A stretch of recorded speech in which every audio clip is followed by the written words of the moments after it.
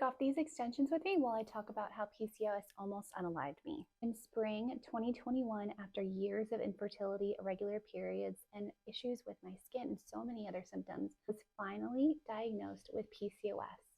I posted about it online, and one of my friends from high school reached out to me and said that she too was diagnosed with PCOS recently, and she followed PCOS.weightloss on Instagram, and she thought that I should check it out. Following this page changed my life. I went gluten and dairy free, or at least I thought I did. I didn't realize everything that had dairy in it. Like, I was drinking protein shakes that had 30 grams of protein, like recommended per meal, but it had dairy in it. So I had to find ones that had no dairy in it. I found Only What You Need, which is fantastic. It only has 20 grams of protein, but it's dairy free and gluten free. So after going gluten and dairy free and losing 35 pounds, my period is finally regular, and I actually conceive a healthy baby. My hormones changed during my pregnancy, and I was actually able to start eating dairy and gluten again. So that's why they say gluten and dairy free works for some people, but it doesn't necessarily work for others, in the sense that you might not have a gluten or dairy intolerance. When I was pregnant, I didn't have a gluten or dairy intolerance. In fact, my body did really well with gluten and dairy. So I deliver a very healthy baby, but unfortunately, almost immediately after I give birth, I eat a lot of cheese because I'm given these turkey sandwiches, because, you know, when you're pregnant, you're supposed to stay away from deli.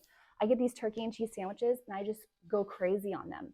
I just, all of a sudden, out of nowhere, I just am craving these turkey and cheese sandwiches every hour. I'm like, I want more, I want more. I probably have like 4 a day in addition to my regular meals. It turns out there is a protein in dairy called casein, which acts as dopamine, and it basically makes you addicted to cheese and having more cheese. Not knowing this, I ate a lot. I was just like, well, you know, I didn't eat for a while because I had a C-section that was scheduled, and, you know, maybe it was just me being starving that I was so hungry. I get home and I'm not sleeping. I'm just not sleeping. My husband thinks, oh, she's got it. She's got the baby. Everything's fine. No, I just wasn't sleeping. I tried to sleep and I couldn't sleep. On day 3 of not being able to sleep, I close my eyes just for a second, and immediately my throat closes. I'm like, that's weird.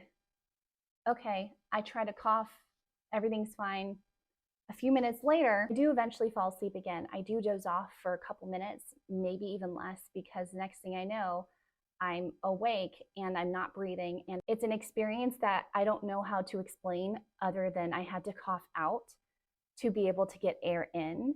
And it was an involuntary reaction. I'm back and forth between having some sort of mucus buildup in my throat to sleep apnea to sleep paralysis. That was so scary, because I truly felt like if I didn't sleep, my brain was going to stop functioning. It felt like I had no juice left in my brain. So we went to the hospital. Unfortunately, I had to bring my brand new baby there because I was breastfeeding, and it's what we had to do. I go, they do all these tests on me, and they're like, well, you're not dying right now, so we're just going to refer you out to a sleep specialist, and hopefully you'll get your answers in a few weeks. And I refused to leave. I was the crazy new mom who refused to leave, because I told them that every time I closed my eyes, I felt like I was going to die. And it wasn't fear, it wasn't anxiety. I was closing my eyes and truly felt peace, knowing that I was going to be okay, because how pretty that is. I felt really connected to God, and I knew that God was going to keep me safe. So in my brain, I knew that it wasn't anxiety.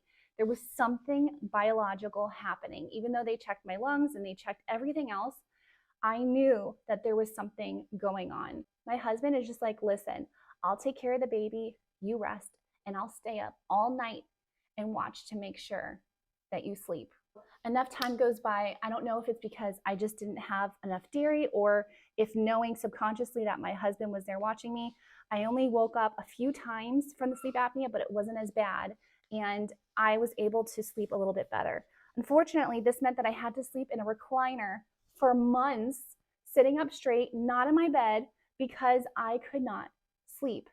So I go to get a sleep study done, and I bring the device home and have sleep apnea. But fortunately, it's on the low end. Something I forgot to mention, my husband was like, maybe you're having a lot of mucus built up because of the dairy. And I was like, you know what, didn't even occur to me, because for the last 9 months, I've been eating dairy with no problem.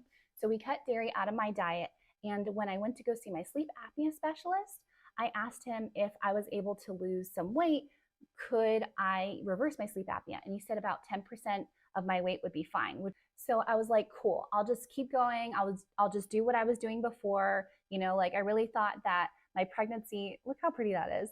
I really thought that because my pregnancy changed my hormones that I would be able to eat gluten and dairy, but as I figured out, that wasn't the case. It was just during my pregnancy that I was able to do that. So I didn't go on a calorie deficit and I didn't do my slow weighted workouts, but I did start to eliminate dairy from my diet for medical reasons so that I would be able to sleep in my bed and not have to sleep in a recliner.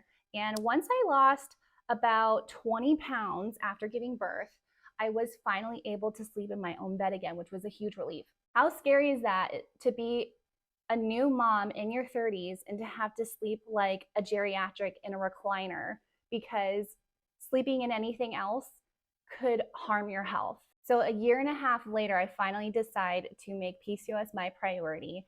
And I have a long conversation with God about it. And he talked me through it and how it was going to go through. And I truly believe that God has played such a major part in reversing my PCOS because I was able to go from suffering with PCOS postpartum to losing 60 pounds in 5 months and reversing most of my most sufferable PCOS symptoms. What are you going through right now with your PCOS symptoms that you wish you could change? Have you started to reverse your PCOS symptoms and seeing a difference? Does gluten and dairy free work for you? Please let me know in the comments below. And if you haven't tried gluten and dairy free, try doing 100% of your meals gluten-free and dairy-free by finding substitutes of stuff you already love, not getting anything out of your diet, just finding a replacement for it for 30 days. Come back here and let me know if it worked for you.